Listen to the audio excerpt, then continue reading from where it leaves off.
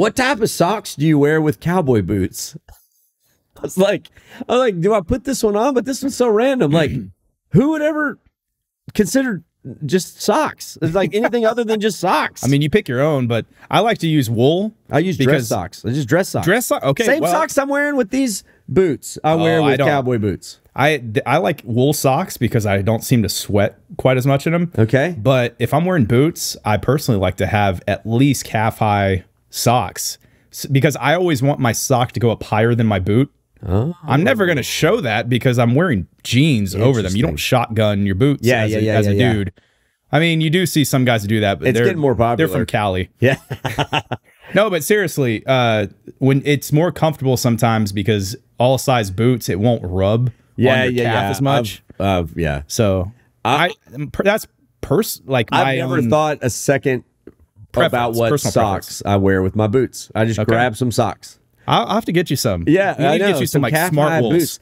I'm gonna be honest. I've even worn boots with athletic socks, like ankle high. No.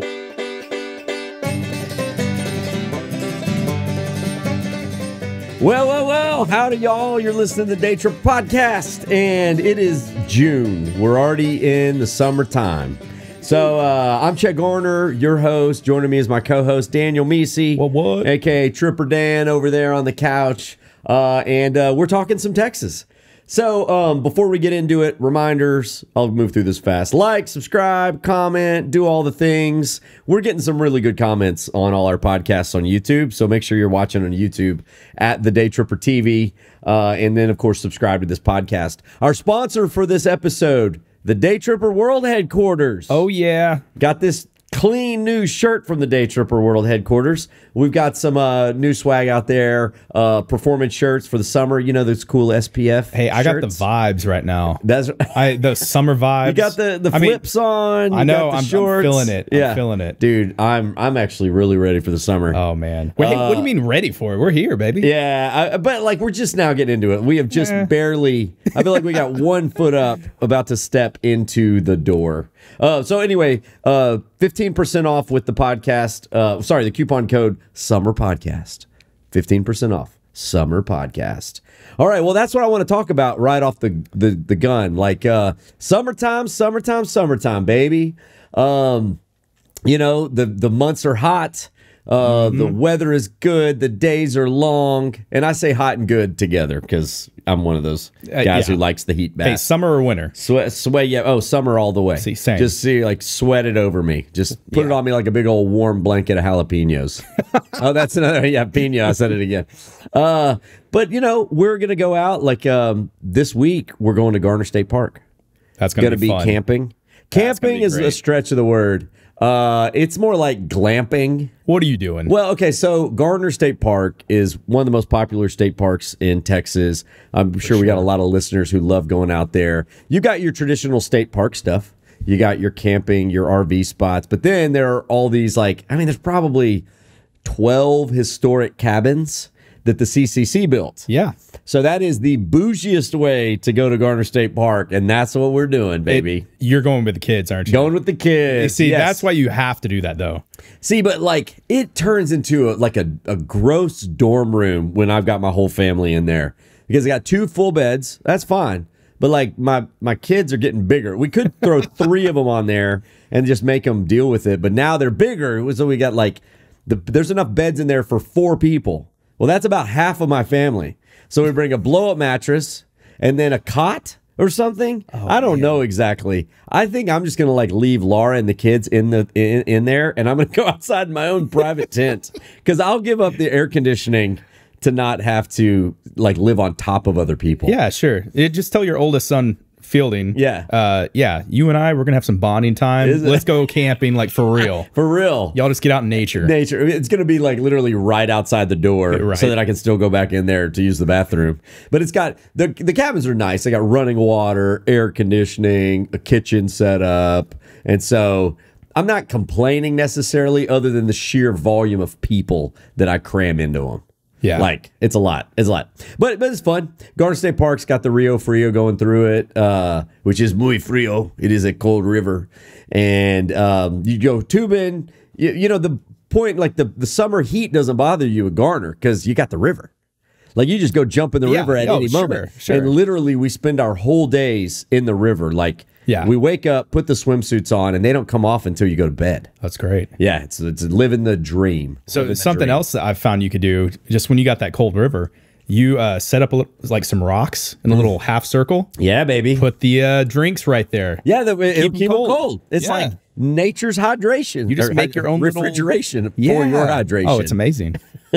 Have you gone tubing and like they give you like one of those net bags and you just throw the beers in the net bag and drag it by your tube? Right. Because like, you know, in the Comal or the Guadalupe, like those things are cold. And, you know, that's right there. It's great. No need to bring an extra cooler. So we're going to Garner State Park. We're going to take some other trips in there.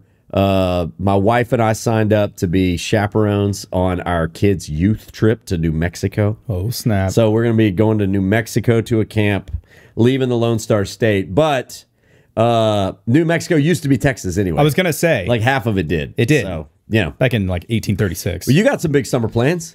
Oh, we got lots of things going on. We are, I think I've talked about it before, we're going on a cruise. Yeah, it's the first time for the whole family. None of us have done this before. But counting just our 5, the girls and myself, we've also got extended family going. There's going to be like 18 of us total. Yeah. There's more going than I even realized. There's lots of people. They better ready the chocolate buffet. The Meceys are coming to town. Or yeah, actually, it's the Parker side. It's the Jordan side of the family. It's all Jordan side. Man, y'all are gonna just demolish it all Any night. Ice cream. Chocolate buffet. Yeah, pretty much. If there's ice cream on that ship, they are going to eat the crud out of it. Yeah, right. That's just the way they are. No ice cream is safe. No, never. Now, this personal question: you going off keto? You gonna just take the week of? Like, yeah. No, I have to. I mean, keto's been doing good for me. Yeah, you're looking good, man. I've lost. I think right now I'm just under 40 pounds. That's amazing. So that's a lot of weight. You know, but people that have seen that, they're always like, yeah, but keto's not good because next thing you know, you're going to get it all back.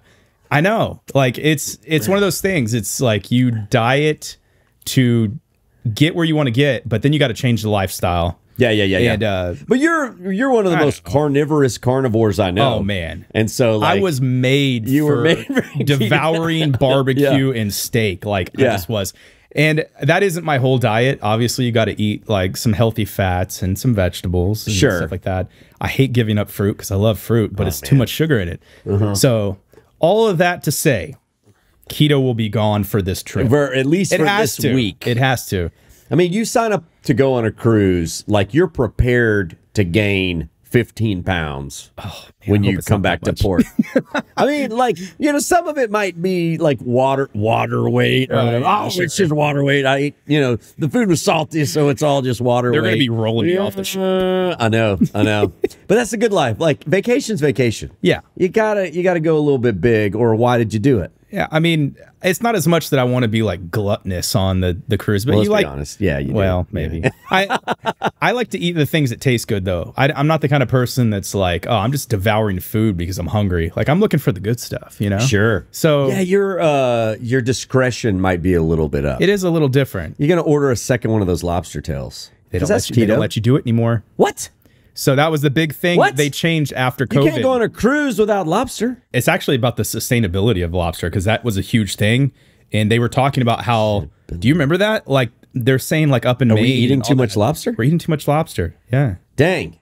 I eat like 1 lobster a year. So I'm not the problem. I don't think you are. It's probably the people on the cruise ships. On the cruise ships. They're eating them all. Yeah. I bet you cruise ships ate 50% of the lobsters consumed by the world. Well, when they say unlimited lobster tails, probably. I mean, they're delicious. Like, what's the Red Lobster thing? Unlimited shrimp and pasta or whatever. It's like, yeah, because shrimp's cheap. Unlimited lobster. Oh, it's on. It's on. Right.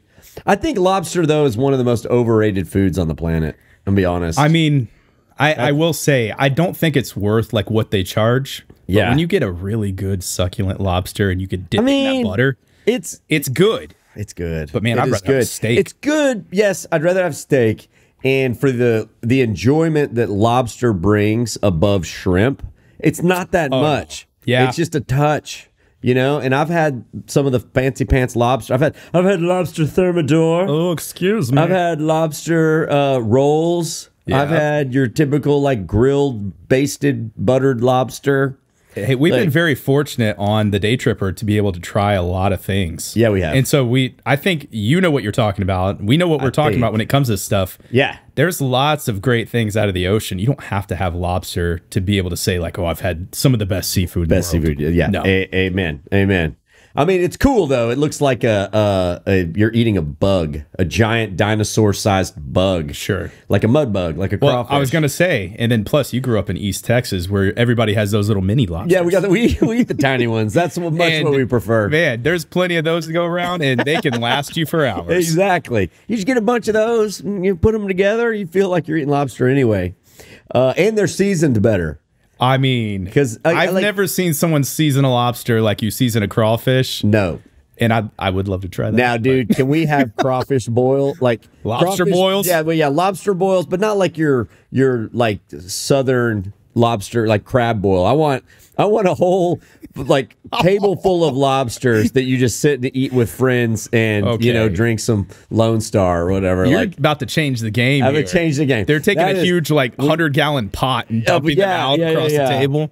That's a big ultimate baller flex. We're like, no, we're not having a crawfish boil. We're going to have a lobster boil. And it just sort of goes out with the potatoes and the corn, and you just treat it like it's full. They'd be the full-size potatoes. Oh, right?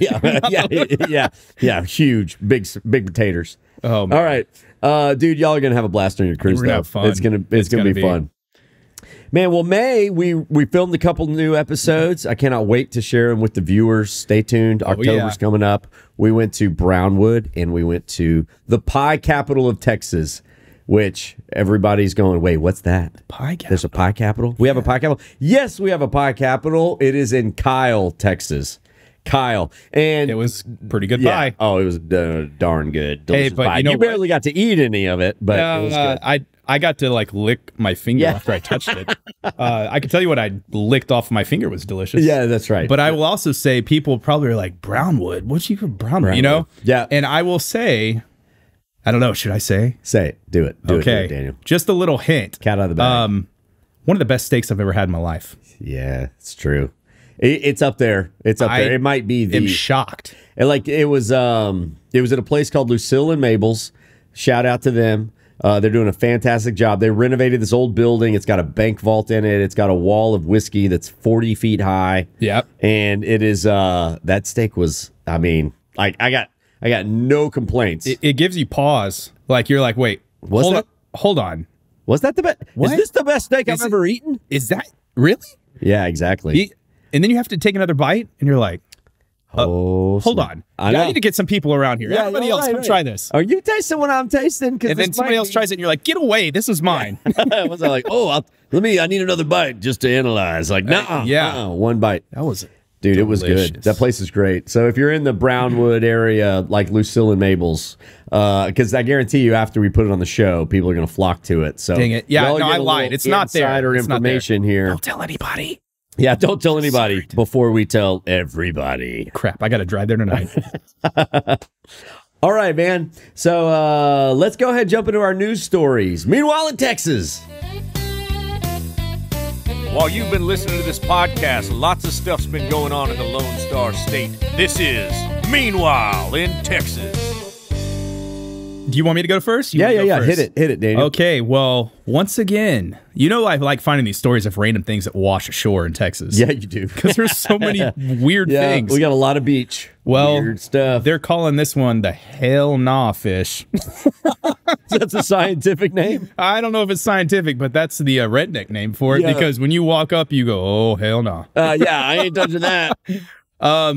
So let me just show you a picture real quick. We'll have to throw this in the link, but this thing is just crazy. I'm looking at it right now. What is it? I mean, so there's lots of theories, but like people that are looking at it, they say that's a big pile of nope is what it is. Yeah. That's what nightmares are made of. Someone said alien remains. It's straight up death. Just run away. Is it the Kraken? That's it. No. Look, that lady got it right. This is a baby Kraken. It's a baby Kraken. Describe it for people who are on audio. For people on audio, this thing is kind of round. It looks like a massive mouth. Definitely looks like something out of one of the Alien movies. With multiple sets of teeth. You know, I've never seen so many teeth, and I don't know if it's surrounded by teeth or if it's just like weird fins around it. And it's got a beard. There's not really a good way to describe this thing. So the Bolivar Peninsula in Texas, over by Galveston, like this thing just washed ashore, and people are sharing photos of it.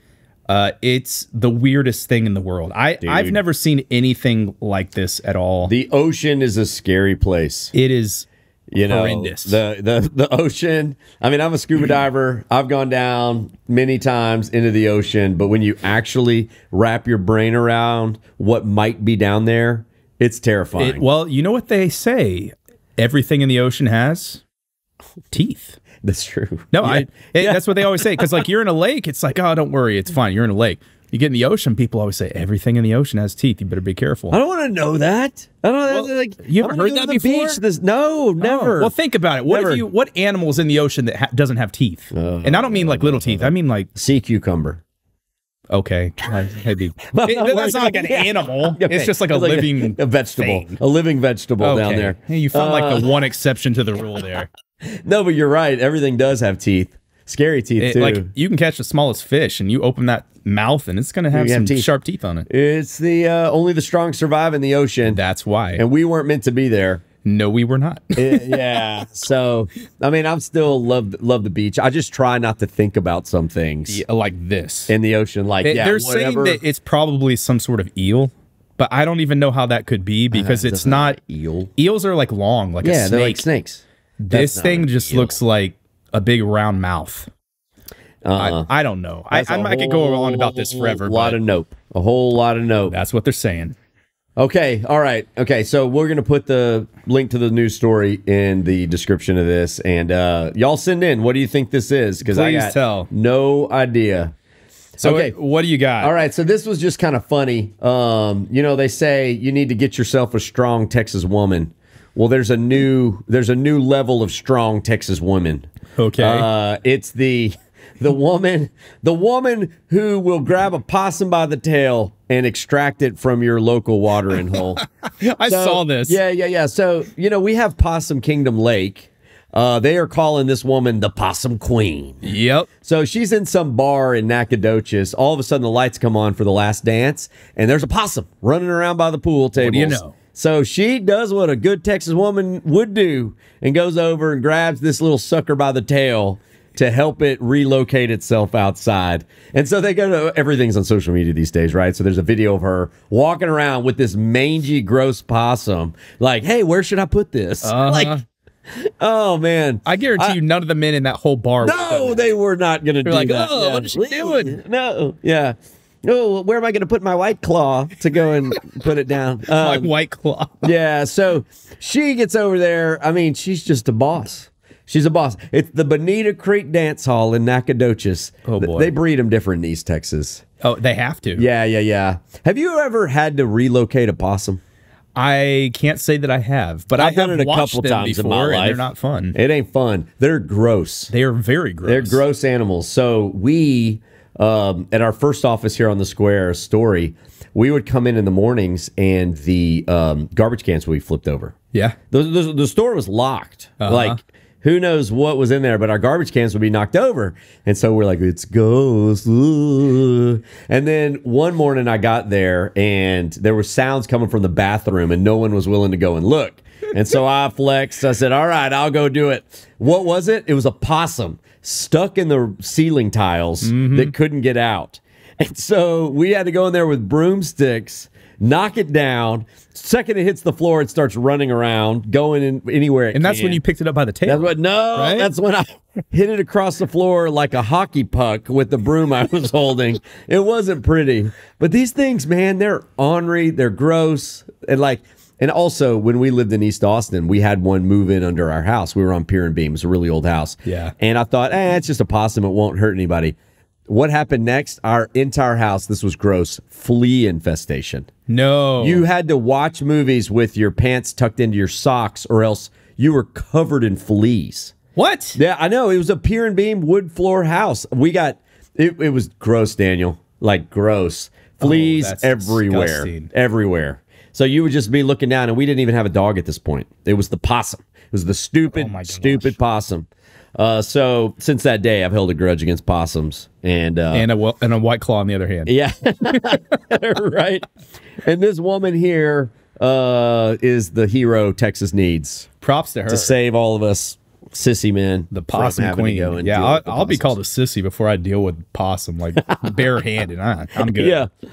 All right. So, Texas, you always amaze us. So, thank you for the crazy stories. All right. We're going to jump into the Texas Music Minute right now. This is a bit of a history lesson.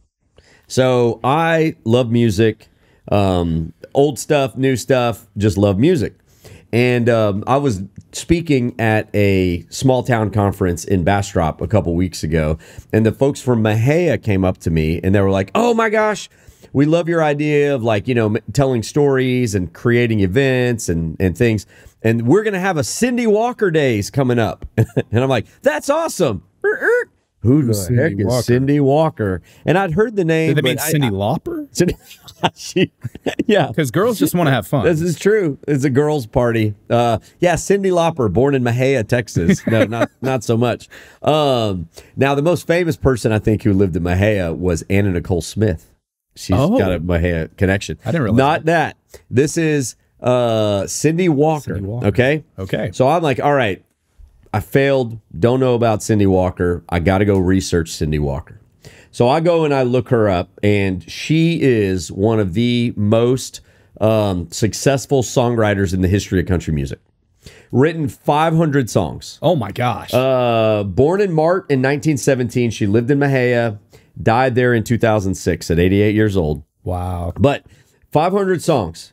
She's in the Country Music Hall of Fame, the Texas Songwriters Hall of Fame, and she has made she's had top 10 hits that span 5 decades. I'm very embarrassed that I don't know who I know. she is now. Cindy Walker, come on now. Okay, but I'm guessing she is more of a writer than she is the person who She sings. does perform. So I'm going to play one of her songs. But her songs have been recorded by Bob Wills, Gene Autry, Glenn Campbell, Roy Orbison, Bing Crosby. Willie Nelson made an entire album of her songs. There's a whole album. It's 13 songs, nothing but Cindy Walker covers. And you're like, I know. How's that for embarrassing your Texas chops? Okay, all right. okay. So Cindy Walker, we usually use the Texas Music Minute to talk about new bands, but I feel like we should educate the world on who Cindy Walker actually is. So I think this is a song. You probably heard it before. I'm going to play you Cindy's version, then I'm going to play y'all a couple famous versions of it. All right. It is the song You Don't Know Me. Written and recorded in the 1950s. And ladies and gentlemen, your music education class starts now. Cindy Walker. Her version was recorded in 1964, and here it is.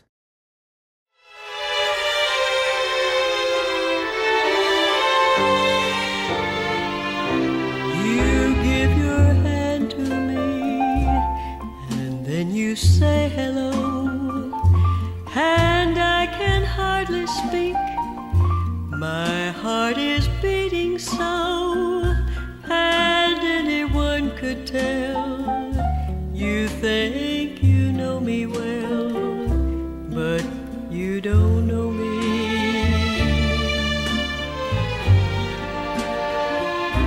No, you don't know the one who dreams of you at night. All right, so that's Cindy Walker's version. I'm going to play you just I love that song. That's a great song. I've heard it's a good sort of forlorn love song. Sure. Here's Elvis's version that he sang in a movie in Hawaii.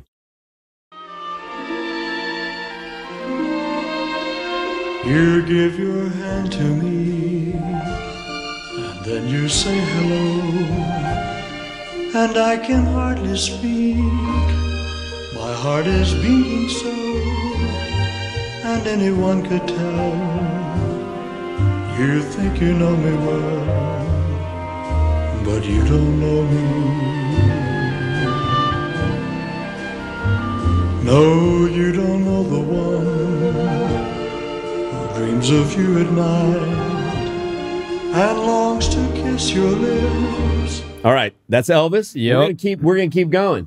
Another fan favorite, Michael Bublé. Ready? You give your hand to me, and then you say hello, and I can hardly speak. My heart is beating so, and anyone can tell. You think you know me well, well, you don't know me yet. No, you don't know the one who dreams of you at night and longs to kiss your lips and longs to hold you tight. No, I'm just a friend. That's all I've ever been, 'cause you don't know. All right, Bublé, classic Critter. Another classic. Probably one of the more famous I'm going to play ones. you the Willie Nelson version, and then I'm going to play you my favorite version. It's Okay. not the Willie Nelson version, but Willie's version is good. Love Willie. You give your hand to me, and then you say hello, and I can hardly speak.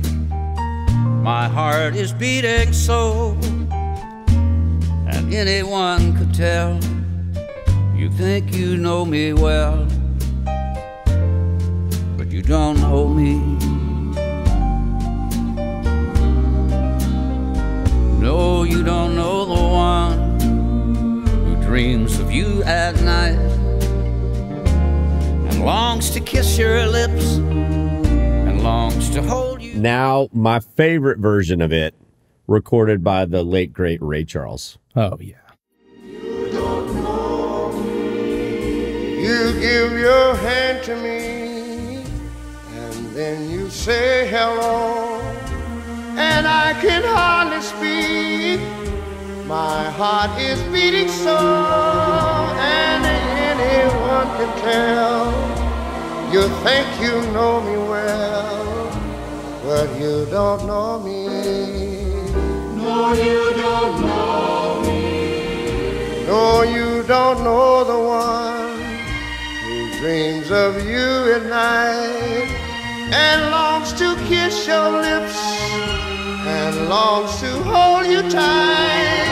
Oh, I'm just a friend, that's all I've ever been, 'cause you don't know me. No, you don't know me.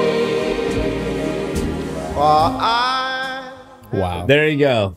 So can you imagine being a songwriter that's like, I think I got a hit here, and then every famous person on the planet records it? I mean, that song is so classic. It transcends time. Like, it doesn't matter that some of those songs are recorded so long ago. They still sound relevant. Yeah. And just like, it's classic. It's classic. And I would think that even people that are younger that didn't hear that growing up from their parents or something, they could listen and be like, oh, that's such a good I like song. that song. Yeah. You I know? think my kids would like that song. I've never played it for them. You know, I had heard it. I've heard it. I could sing along with it. And I'm like, how do I know this song?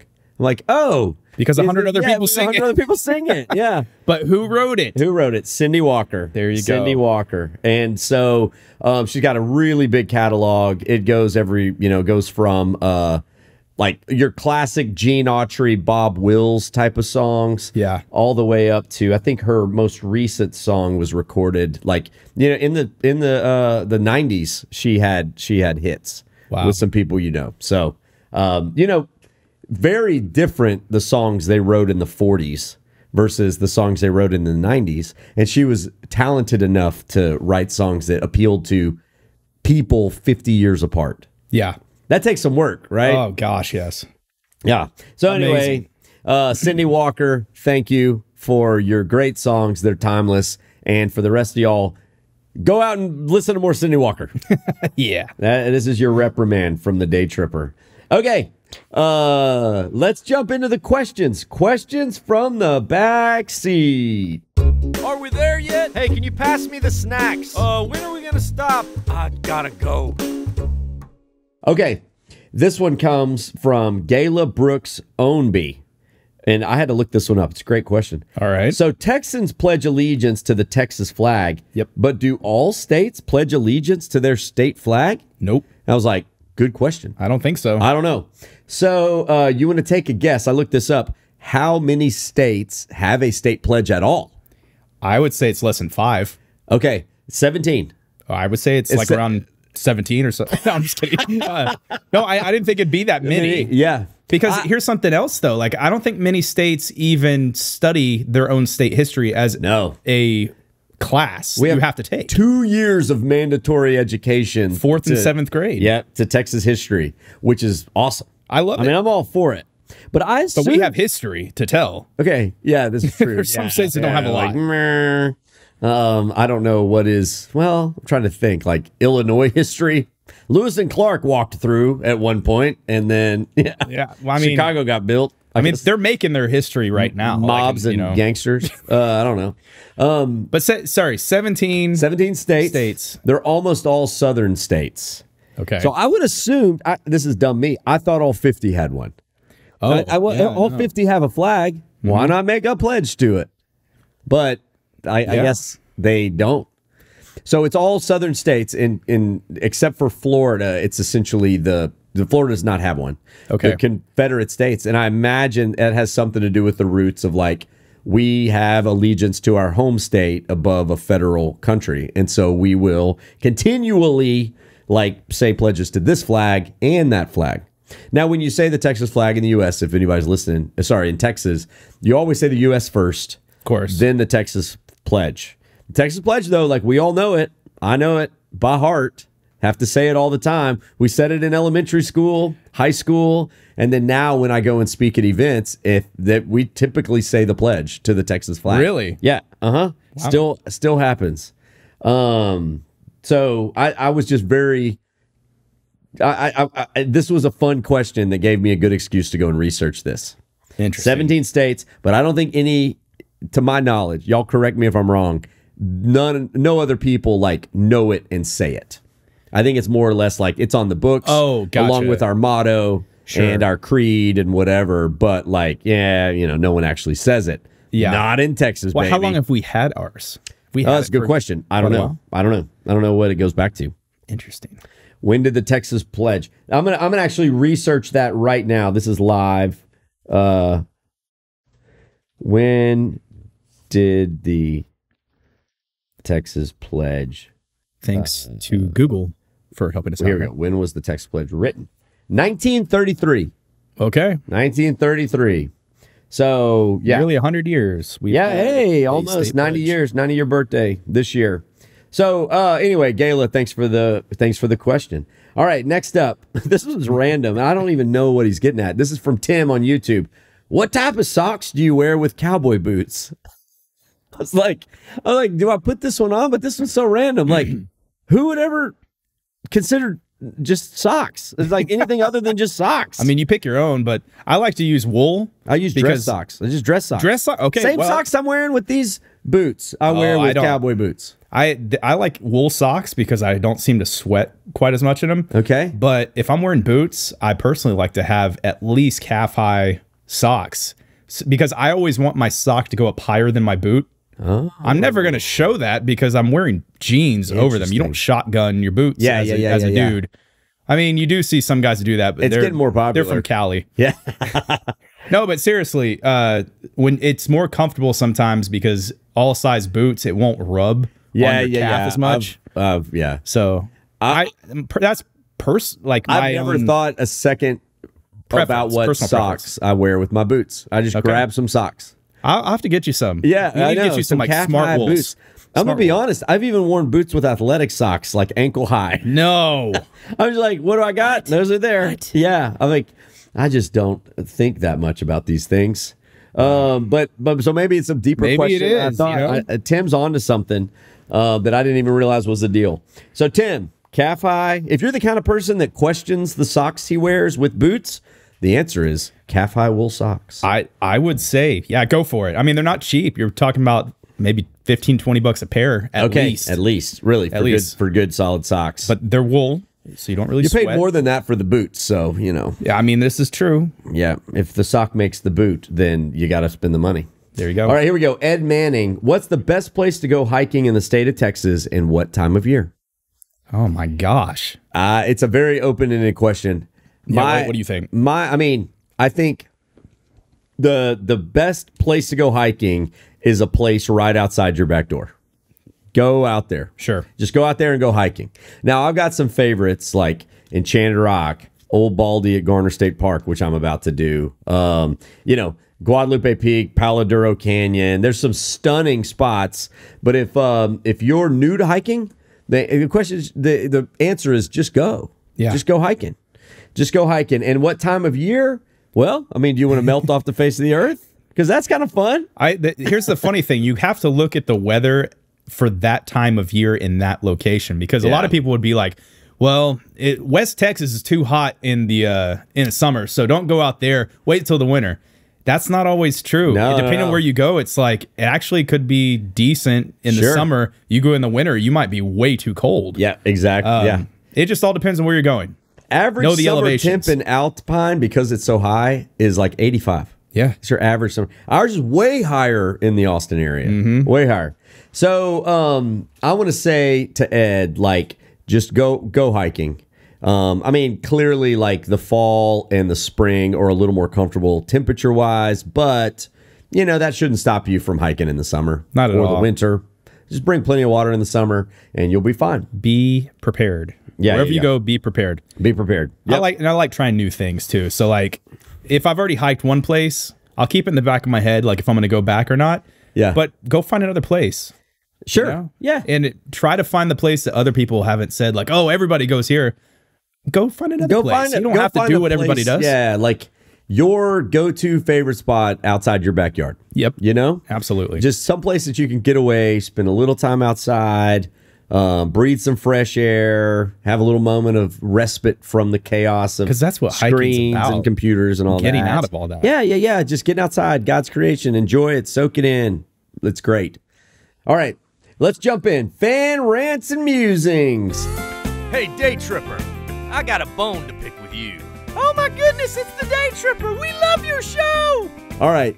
So our first one is a riff off of the last one. So you asked a question, or I did, or whoever asked a question. Is it jalapeno or jalapeno? And that, oh man, we kicked a hornet's nest on that one. And there are people with very strong opinions about the pronunciation of jalapeno or jalapeno or anything that's Spanish that you say in Texas. Spanish. Yes. So it's a great point. And it's something that we should think of. But here's one from Shell Robertson on YouTube. And this one, I'm going to say she's absolutely wrong on. Oh, boy. She says it was left on our Salado episode. And she said, please pronounce the name correctly. It's not Salado, it's Salado. Oh, boy. And I was like, Shell, look, I'm all for Spanish pronunciations, but the people in a town get to pick how it's pronounced. Yeah. And so it is Salado. Go ask anybody who lives in Salado, and they'll tell you. We got the same thing about Palacios. You idiot, why are you saying Palacios? It's not Palacios, it's Palacios. No. And I'm just like, okay, look, I'll give you the correct Spanish pronunciation of both of those words. You're right, but that's not the name of the town. There's this town in the hill country, Lano. You know how you say it? Lano. You don't say Llano, Texas. Now, if you're talking about the Llano Estacado, which is the shelf, you know, above the Cap Rock, that is the Llano Estacado. It's the exact same word, spelled exactly the same, but you have to pronounce it different depending on what you're talking about. And I'd be willing to bet that the majority of people that speak Spanish, like as their main language, are still probably calling it like they're still probably saying Salado. Salado. Oh yeah, they're not going Salado for sure. Now, is there anything wrong with that? No, that's just what it has become. For example, my youngest daughter that we adopted was actually born in up near Chicago. There's a town up there. It looks like Elgin. It's not pronounced Elgin up there. They call it Elgin. Yeah. And I'm like, why are y'all calling it Elgin? This is clearly Elgin. Yeah. And they're like, Why are you calling it Elgin? It's clearly Elgin. So, but the thing is, it's like both people can be right. It depends on where you are. They are both right. Like, the town gets to pick how to say the town name. gets to pick. It's Buda. Yeah. It's Bernie. It's Burnett. You know? Oh, that's another one. People are from out of the state, especially, they'll go, it's Burnett. Yeah. Even sometimes my iPhone, like when it's searching, you are 5 miles from Burnett. I'm like, where's Burnett? Where is Burnett? You know? I've never heard of that town. So I get her point. I get the point she's trying to make. Well, she says we got in a little discussion, and she was like, she lived by Salado Creek in San Antonio. I'm like, great example. Sure. That is Salado Creek. Yeah. That is not Salado, Texas. It is not. So anyway, it's fun. I actually enjoy all this. I take it light. I don't, and hopefully she took it light. We had a fun conversation. Yeah. But that was, I want to hear some opinions on this. Salado Salado. I mean, I will say I like to say Salado. Salado. I don't like to say enchiladas. I like to say enchiladas. Enchiladas. And your girls go, Dad, why are you saying it dumb? Yeah. Like, hey, that's just how you say it. Okay, here we go. Randy B had some things to say. This is fun. I used to enjoy your program back before half of each episode was shown in slow motion.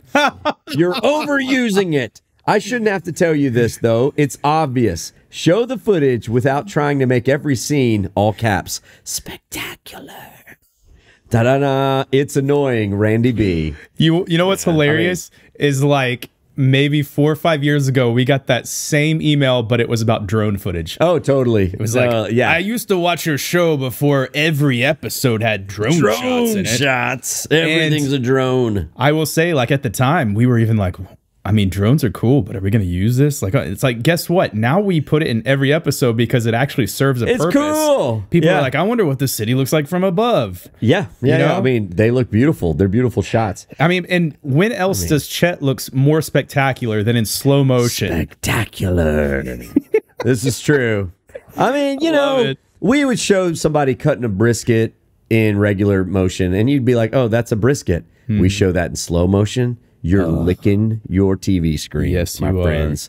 That is the magic of slow motion. It is spectacular. You want to know another thing it does? Well, yeah. It allows me to use less B-roll to cover up the same gap of space. Same gap. Because it's slow-mo. People can watch it. This is true. Very true. Yeah, we'll agree to disagree on that. I like slow motion. I mean, you can overdo it. Oh, yeah, you can totally overdo it. But we that's an artistic, stylistic decision. So. Sure. Yeah, Randy B hates slow motion. He thinks Texas is not spectacular enough for slow Everything motion. moves fast in his world. Yeah, I know, man. Nothing moves slow-mo. I'm sorry. Maybe you need to slow down, Randy B. Just slow down. Life will move in slow motion. Okay, this one comes from Andy Fisher, who's in Denville, New Jersey. He says, I bet you never expect to hear someone from New Jersey, but I've lived here for the past 51 years. I've only been to Texas twice. But Texas and Texans hold a very special place in my heart, and I never miss an episode of the Daytripper on Create on PBS. Awesome. We're getting a lot more viewers out of state who watch on Create, and I love it. He says, Texans I know are the very best people.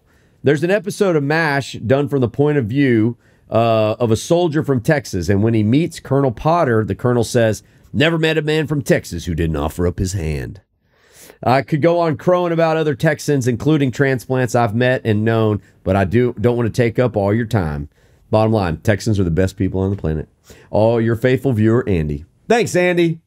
That's awesome. We think so, So too. cool to hear. We think so, too. That's one of the reasons we love Texas so much and why we do what we do. Yep.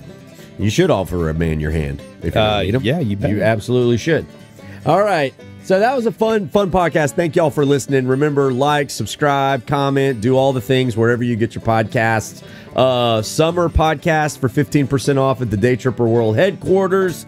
And thank you to Alex Fort over here mixing it up, our producer. And say your goodbyes, Daniel. All right. See ya. And vaya con Dios, amigos.